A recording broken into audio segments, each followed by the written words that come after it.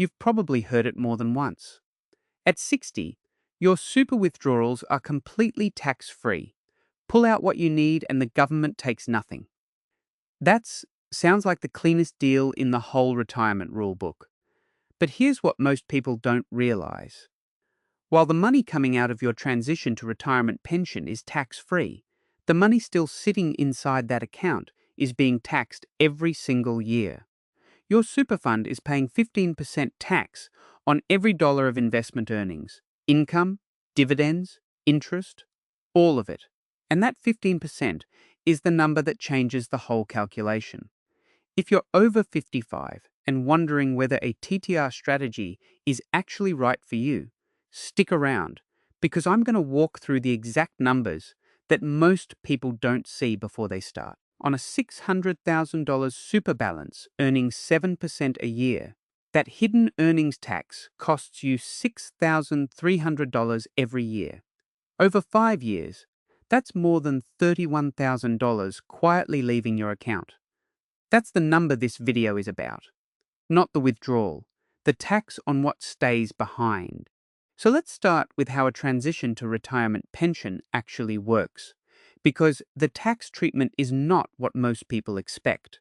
From age 60, you can start drawing income from your super while you're still working. The minimum is 4% of your balance each year, and the maximum is 10%. And for anyone age 60 and over, those withdrawals come out completely tax-free. That part is true. But your TTR account is not treated the same way as a full retirement account for tax purposes. Inside the account, earnings are still taxed at 15% on income and 10% on capital gains. That's the same rate as a standard accumulation account, not the 0% rate that applies once you meet a full condition of release. Here's the concrete number.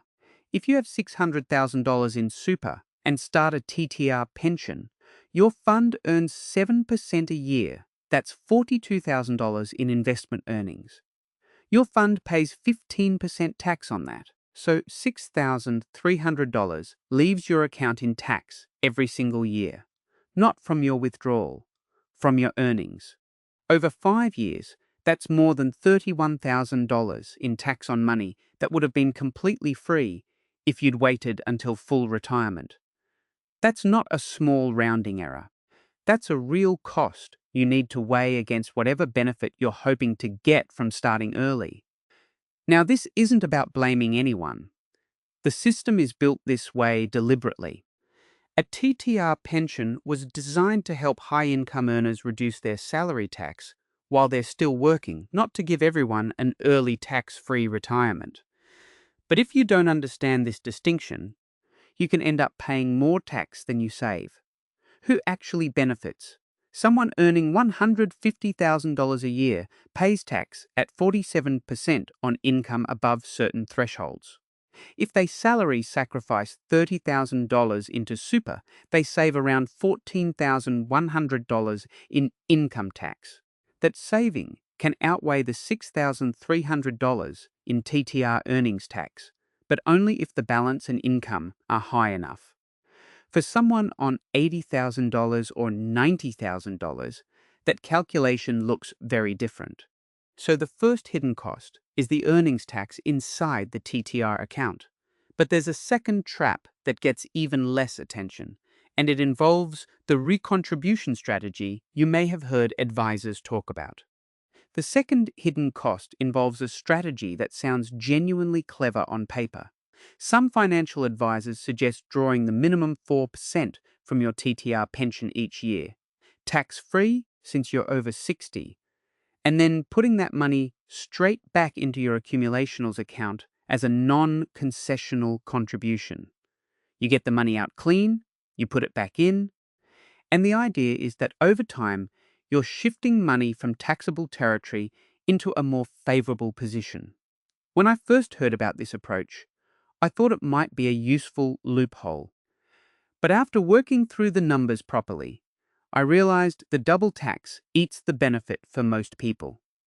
I was wrong to think it worked without checking the balance first. Here's what's actually happening. When you split your super, say $300,000 in a TTR account, and $300,000 in accumulation.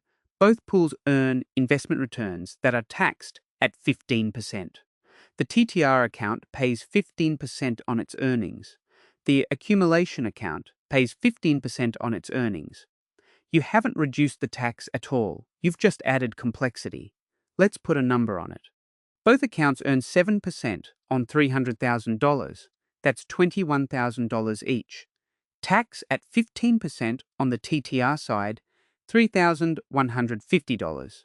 Tax at 15% on the accumulation side, $3,150. Total tax per year, $6,300. That's exactly the same as having the whole $600,000 sitting in one TTR account. The recontribution adds zero tax benefit. Now, there is one situation where the broader TTR strategy still makes sense, but only if your salary is high enough.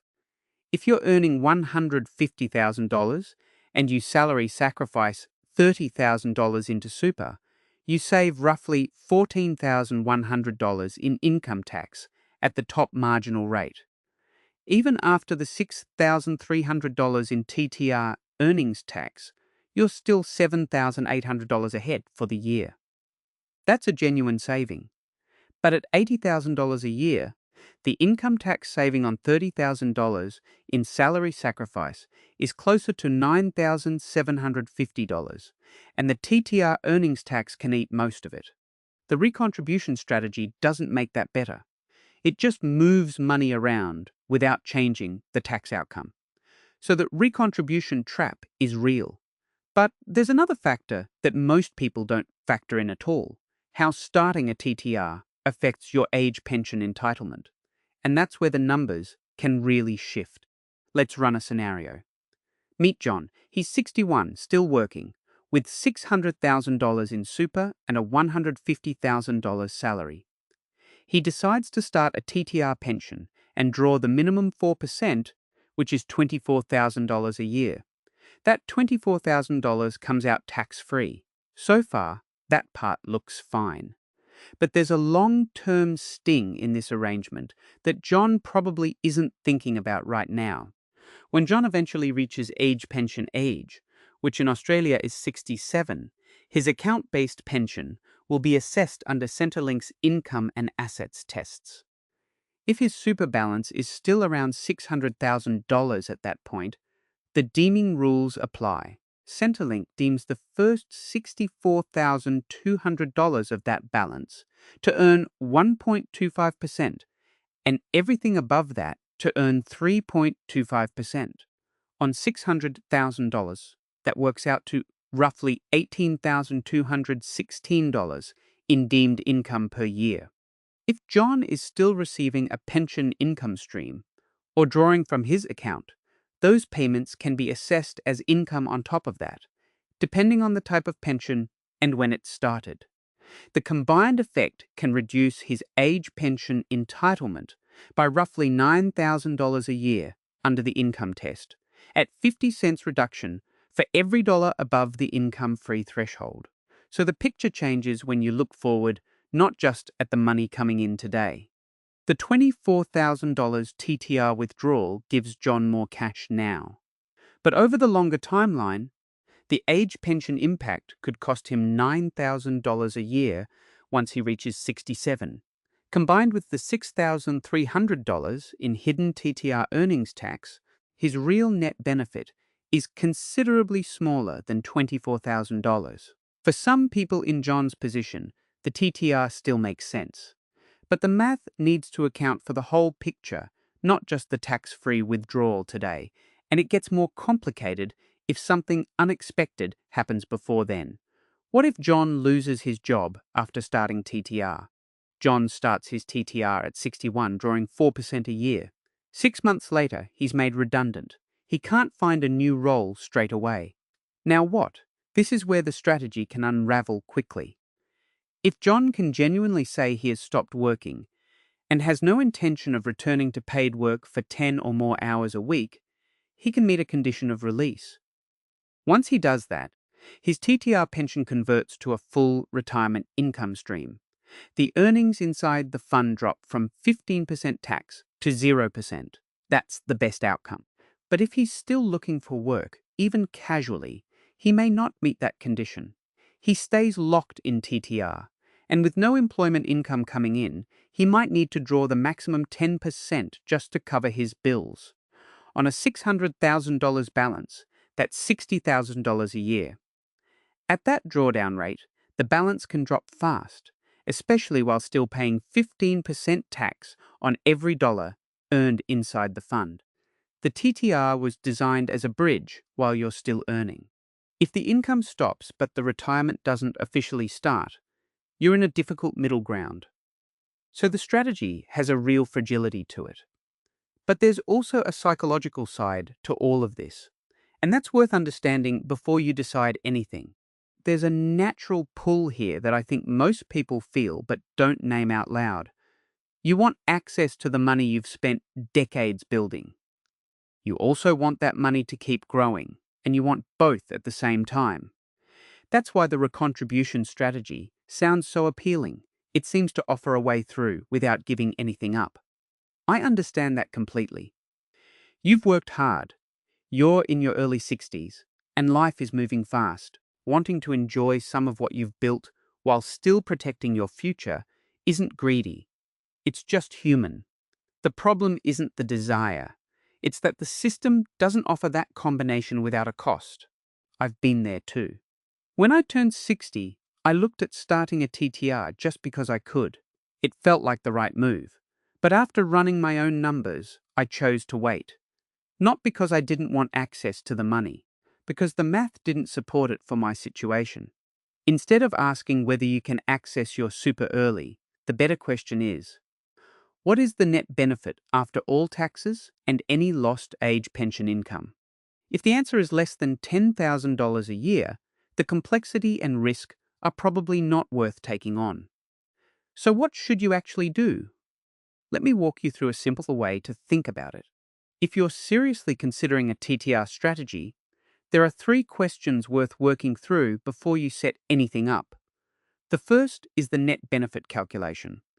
Take the income tax you'd save through salary sacrifice, subtract the 15% earnings tax on your TTR account, and subtract any reduction to future age pension entitlement. If what's left is less than $10,000 a year, it's worth asking whether the complexity justifies it. The second is your super balance. If your super is under $400,000, the tax savings on salary sacrifice are generally too small to outweigh the hidden costs, and running 2 accounts adds fees and administrative effort with little upside.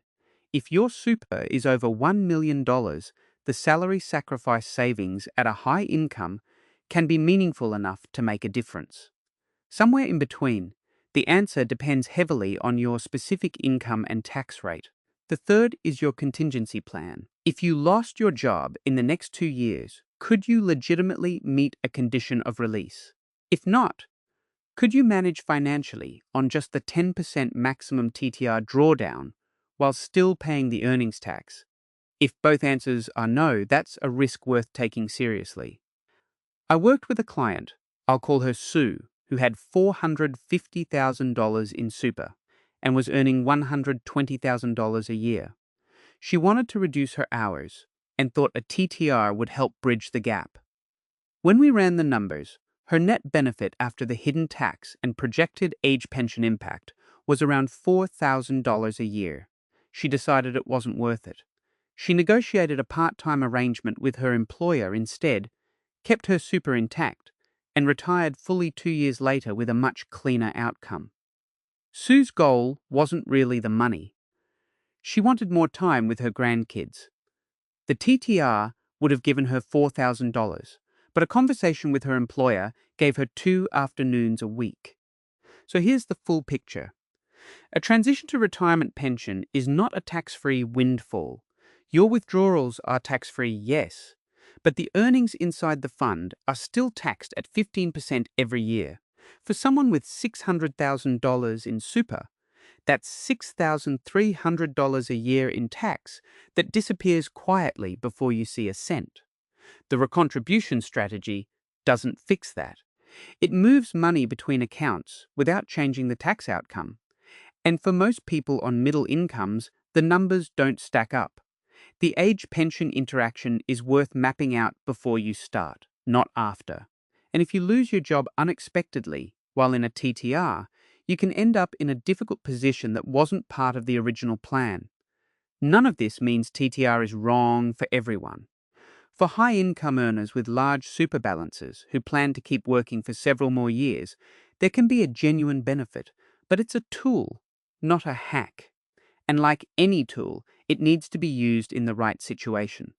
If this kind of breakdown is useful, consider subscribing. I look at the real numbers behind Australian retirement strategies every week, without the hype. The best retirement strategy isn't the one that gets you money at 60. It's the one that gives you security at 70.